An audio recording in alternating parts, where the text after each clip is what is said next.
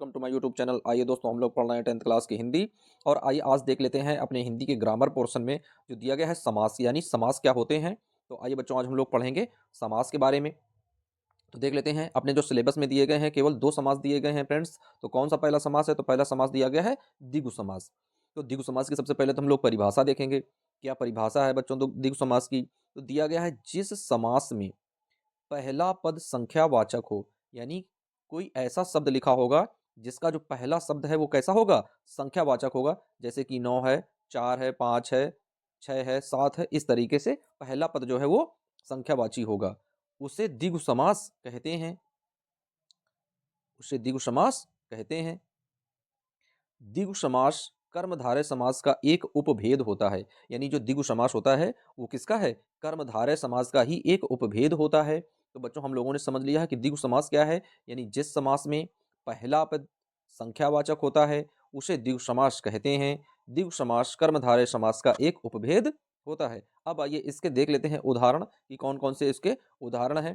तो एक उदाहरण दिया गया है द्विगु समास का, दिया गया है चौराहा। क्या दिया गया है? चौराहा। चौराहा मतलब क्या होता है?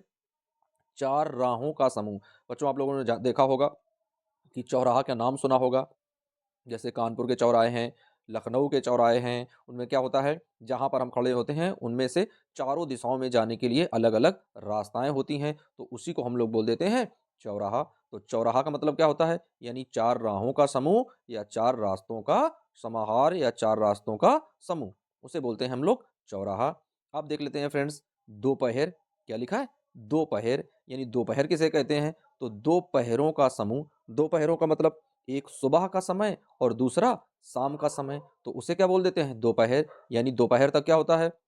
सुबह वाला समय जो है वह अपनी चरम सीमा पर होता है दोपहर को, और शाम वाला जो समय है वो एकदम से प्रारंभ में होता है। तो दोनों पहरों का जो समूह होता है वो क्या कहलाता है? वो कहलाता है दोपहर। तो दोपहर किस श्रेणी में आता है? द्विगु समास की श्रेणी में। तो बच्चों, अब आइए आप लोगों को बता देते हैं कि यदि दिया जाए दशानन। क्या दिया जाए? दशानन।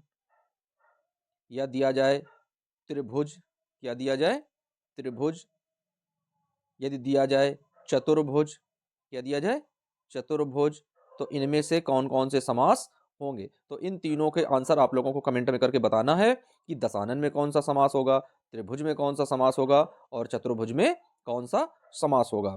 तो बच्चों, ये 3 क्वेश्चन आप लोगों को दिए गए हैं कि इन तीनों क्वेश्चन के आंसर आप लोगों को कमेंट में बताना है कि इन तीनों में कौन से समास होंगे। अब आइए फ्रेंड्स देख लेते हैं जो अपने हाई स्कूल के सिलेबस में दूसरा समास दिया गया है वो कौन सा है। तो फ्रेंड्स, वो समास दिया गया है द्वंद्व समास। क्या दिया गया है? द्वंद्व समास। तो आइए बच्चों देख लेते हैं कि द्वंद्व समास क्या होता है। तो फ्रेंड्स, द्वंद्व समास क्या है कि जिस समास में दोनों पद प्रधान होते हैं। इसकी क्या खासियत है, क्या इसकी क्वालिटी है कि इस समास के जो दोनों पद मिलेंगे वो कैसे होंगे? प्रधान पद होंगे और एक दूसरे के विलोम होते हैं। क्या होते हैं? एक दूसरे के विलोम होते हैं, उसे द्वंद्व समास कहते हैं।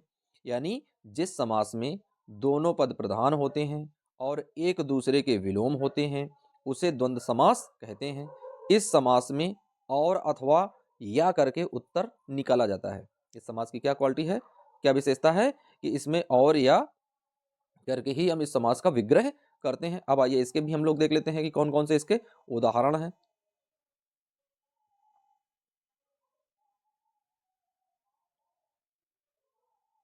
तो फ्रेंड्स, इसका उदाहरण क्या है द्वंद्व समास का? यानी माता पिता।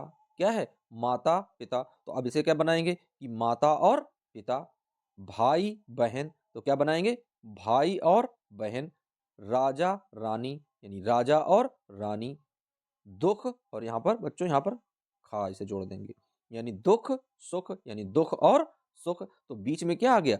और करके आ गया। तो जहां पर और का चिन्ह हो, या हमें एक ये पहचान बनानी है कि कोई भी यदि शब्द लिखे हैं, कोई भी यदि शब्द लिखे हैं, जैसे लिखा है कहीं पर दिन रात। क्या लिखा है? दिन रात।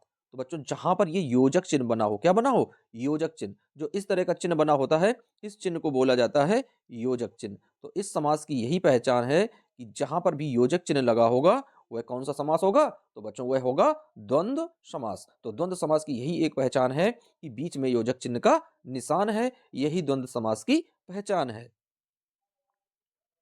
अब आइए फ्रेंड्स देख लेते हैं महत्वपूर्ण आविष्कार एवं उनके आविष्कारक, यानी कौन कौन से महत्वपूर्ण आविष्कार हुए हैं और उनके कौन कौन से आविष्कारक हैं। तो बच्चों देख लेते हैं कि आविष्कार क्या है और उनके आविष्कारक क्या हैं। तो फ्रेंड्स कैलकुलेटर का आविष्कार किसने किया है?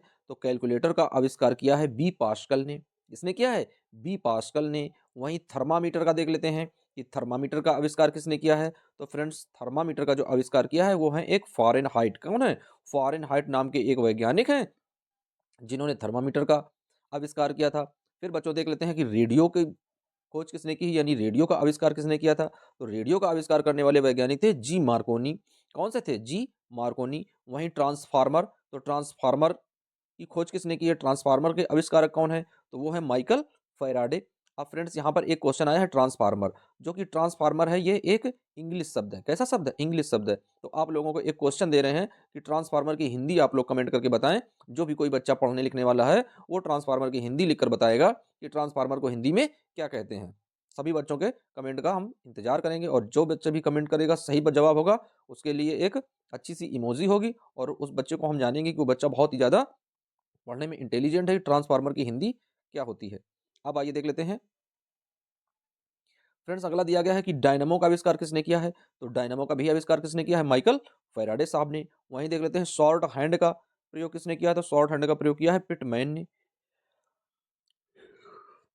किसने किया है? पिटमैन ने। वहीं टेलीस्कोप को देख लेते हैं, तो टेलीस्कोप का आविष्कार किसने किया है? गैलीलियो ने। माइक्रोस्कोप को देख लेते हैं, तो माइक्रोस्कोप का आविष्कार किसने किया है? जॉनसन ने। वहीं बच्चों देख लेते हैं कि टाइपराइटर का प्रयोग किसने किया है। तो टाइपराइटर का आविष्कार किया है सोल्ज ने। माइक्रोमीटर का आविष्कार किसने किया है। तो माइक्रोमीटर का आविष्कार किया है विलियम गैस कोजीन ने। टेलीफोन के आविष्कारक कौन है। तो टेलीफोन के आविष्कारक है ग्राहम बेल। रेफ्रिजरेटर के आविष्कारक कौन है। तो रेफ्रिजरेटर के आविष्कारक है हैरिसन और कैटलिन। कौन है? हैरिसन और कैटलिन। टेलीविजन के कौन है? जेएल बेयर्ड है। टेलीविजन का आविष्कार किसने किया है? जेएल बेयर्ड ने।